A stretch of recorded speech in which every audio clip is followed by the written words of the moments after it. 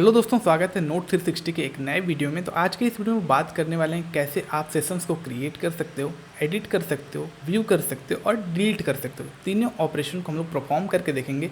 तो चलिए पहले देख लेते हैं सेशन होता क्या है और सेशन को लिखा कैसे जाता है पीएचपी में। तो जैसा कि आप यहाँ पे स्क्रीन पे देख सकते हो, यहाँ पे सेशन लिखने के लिए आपको यहाँ पे सेशन स्टार्ट फंक्शन का यहाँ पे यूज़ करना पड़ता है, जिसमें आप सेशन अंडरस्कोर स्टार्ट फंक्शन लिखते हो तो आपका सेशन यहाँ पे स्टार्ट हो जाता है। सेशन स्टार्ट होने के बाद आपको सिंपली यहाँ पे क्या करना होता है कि आपको एक वेरिएबल बनाना पड़ता है। सेशन वेरिएबल इसे कहते हैं। जैसे कि ये हमारे पास यहाँ पे सेशन नेम नाम से यहाँ पे वेरिएबल है। यहाँ तो मैं यहाँ पे डबल कोट लगाना भूल गया हूँ, तो मैं यहाँ डबल कोट लगा देता हूँ ऐसे। तो आपको यहाँ पे डबल कोट लगा करके सेशन वेरिएबल में यहाँ पे डेटा आप यहाँ पे स्टोर करवा सकते हो। चलिए एग्जाम्पल से समझते हैं। तो जैसे कि यहाँ पे मैंने सेशन स्टार्ट किया, अब मुझे यहाँ पे सेशन वेरिएबल में डेटा को यहाँ पे स्टोर करना है। तो मैं सिंपली क्या करूँगा, डॉलर अंडरस्कोर सेशन ब्रैकेट में डबल कोट में हम डालेंगे नेम, फिर इसको हम लोग बंद करके इसको क्लोज करेंगे, इक्वल टू करेंगे। अब आप यहाँ पर चाहे तो डायरेक्टली डेटा के यहाँ पे इंसर्ट कर सकते हो, या आप एक पीएचपी वेरिएबल बना के भी डेटा यहाँ पे इंसर्ट कर सकते हो। जैसे डॉलर डेटा इस नाम से मैंने बनाया, और यहाँ डबल कोट में यहाँ पे मैं हर्ष मान लो स्टोर कर देता हूँ, हर्ष, और यहाँ पे इसको मैं क्लोज कर देता हूँ। और सिंपली मैं यहाँ पे डायरेक्टली इसको पास कर सकता हूँ, डॉलर डेटा, इस वेरिएबल को मैंने यहाँ पे पास कर दिया। यानी कि सेशन स्टार्ट करने के बाद हमने यहाँ पे सेशन नाम का यहाँ पे वेरिएबल, सेशन नेम नाम का यहाँ पे वेरिएबल बनाया, और सेशन नेम नाम के वेरिएबल में मैंने डेटा को स्टोर किया जो कि कंटेन करता है हमारा नाम हर्ष। तो कुछ इस प्रकार से आप इसको समझ सकते हो। अब इसको आपको सिंपली अगर प्रिंट करना है तो आप सिंपली इस प्रकार भी यहाँ पे प्रिंट कर सकते हो, अदरवाइज़ कहीं और यूज़ में लेना है तो आप उसको यूज़ में ले सकते हो। यहाँ पे भी डबल कोट रहेगा, तो मैं यहाँ डबल कोट लगा देता हूँ। तो चलिए अब हम लोग इसको एक एग्जांपल से समझते हैं कैसे आप इसका यूज़ कर सकते हो। तो इसका यूज़ करने के लिए आपको यहाँ पे सर्वर की ज़रूरत पड़ेगी। जैसे कि आप यहाँ पे जैम सर्वर का यूज़ कर सकते हो। अदरवाइज़ अगर आप मेरी तरह यहाँ पे VS कोड यूज़ कर रहे हो तो आपको सिंपली यहाँ एक्सटेंशंस में जाना है और यहाँ पे PHP सर्वर को इंस्टॉल कर लेना है। आप जैसे इंस्टॉल करोगे आपके राइट हैंड साइड पे एक आइकन आ जाएगा PHP नेम से, इसको आप क्लिक करोगे तो आपका सर्वर यहाँ पे स्टार्ट हो जाएगा कुछ इस प्रकार से। ये देखिए मेरा सर्वर यहाँ पे स्टार्ट हो चुका है। चलिए मैं यहाँ फाइल में आ जाता हूँ।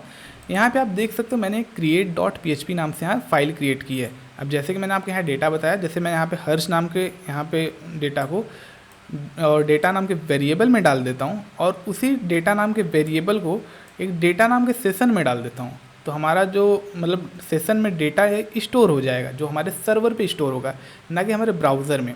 इसका एडवांटेज यही है कि हमारा जो डेटा होता है वो सर्वर पे स्टोर होता है टेम्परेरी रूप में, जो कि हम इजीली एक्सेस कर सकते हैं जब तक कि यूज़र का जो ब्राउज़र होता है वो खुला होता है। जैसे ब्राउज़र यूज़र क्लोज़ करेगा या थोड़ी टाइम के बाद वो, मतलब जैसे मोबाइल डिवाइस में अगर आप यूज़ कर रहे हो तो थोड़ी टाइम बाद अगर आप उसे एक्सेस करोगे, ओपन करोगे, तो आपका जो सेशन है वो डिस्ट्रॉय हो चुका होगा, क्योंकि मोबाइल डिवाइस में ब्राउज़र जो होते हैं कुछ टाइम के बाद ऑटोमेटिक क्लोज़ हो जाते हैं।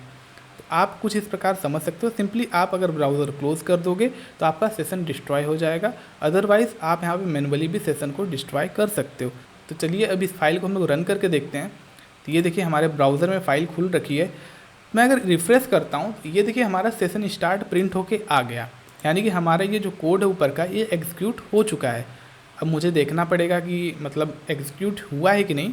तो आप यहाँ पे मैंने एक फ़ाइल बनाई view.php के नाम से। जैसा कि मैंने आपको बताया बहुत ही सिंपल है व्यू करना, और यहाँ पे डबल क्वेश्चन मार्क और यहाँ पे ब्लैंक मैंने इसलिए किया है कि अगर ये सेशन में डेटा नहीं होता है या खाली रहता है तो वो खाली प्रिंट हो जाए, मतलब जैसे कुछ ना प्रिंट हो, मतलब ब्लैंक प्रिंट हो जाए, वार्निंग वगैरह ना है। अभी मैं आपको दिखा दूंगा इसको हटा के भी। तो चलिए इसको मैं रन करवाता हूँ।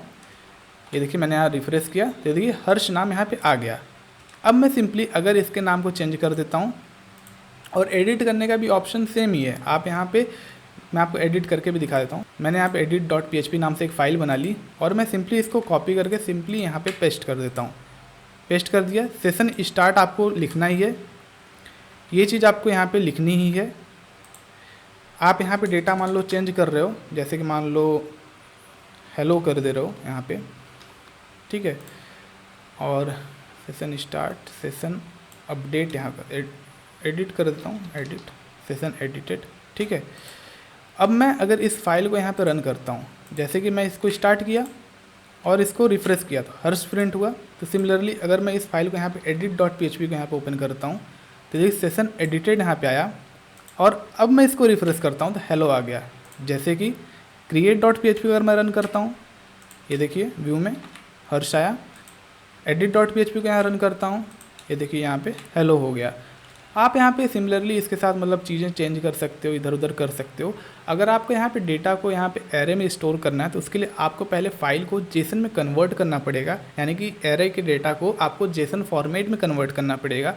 फिर उस जेसन फॉर्मेट वाले डेटा को आप यहाँ पे इजीली स्टोर कर सकते हो। अब चलिए हम लोगों ने यहाँ पे क्रिएट देख लिया, एडिट देख लिया, व्यू देख लिया, अब इसको डिलीट भी तो करना पड़ेगा, क्योंकि ब्राउज़र यूज़र क्लोज करे ना करे, उसका मतलब कुछ और यूज़ करने का मन हो तो उसके लिए आपके यहाँ पे सेशन को डिस्ट्रॉय करना पड़ेगा, यानी कि ख़त्म करना पड़ेगा। तो मैंने यहाँ पे एक देखिए delete.php नाम से यहाँ पे एक फ़ाइल बना रखी है, तो मैं इसको ओपन करता हूँ।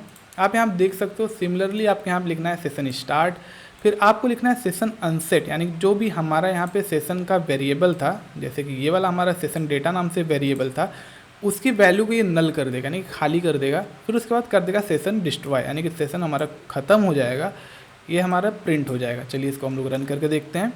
अभी तक आप यहाँ देख सकते हो view.php में यहाँ पे हेलो आ रहा है। अगर मैं इसको रिफ्रेश कर देता हूँ delete.php को, अब मैं इसको रिफ्रेश करूँ, ये देखिए चला गया। अगर मैं edit.php को रन करूँ, फिर से इसको रन करूँ, देखिए हेलो आ गया। फिर से इसको रन करूँ, डिलीट हो गया, ये देखिए। फिर से इसको रिफ्रेश किया, गायब हो गया। तो कुछ इस प्रकार से आप यहाँ पे सेशंस का यूज़ कर सकते हो। इसका यूज़ बहुत ही बेहतरीन है, आप इसका यूज़ करके मल्टीपल प्रोजेक्ट्स बना सकते हो। जैसे आपका लॉगिन सिस्टम हो गया, आपको कोई डेटा को टेम्परेरी स्टोर करना हो गया, आप मल्टीपल चीज़ें इससे परफॉर्म कर सकते हो। आई होप आप सेशन को ईजिली समझ गए होंगे कि PHP में सेशन का यूज़ क्यों होता है और आप कैसे कर सकते हो, इसका क्या एडवांटेज है, ये सारी चीज़ें मैंने आपको बता दी। तो अगर आपको ये वीडियो पसंद आया तो आप इस वीडियो को लाइक कर सकते हो, और इस तरह के अमेजिंग वीडियो देखने के लिए चैनल को जरूर सब्सक्राइब कर लो। खैर दोस्तों, मिलते हैं नेक्स्ट वीडियो में एक नए अमेजिंग टॉपिक के साथ। तब तक के लिए गुड बाय।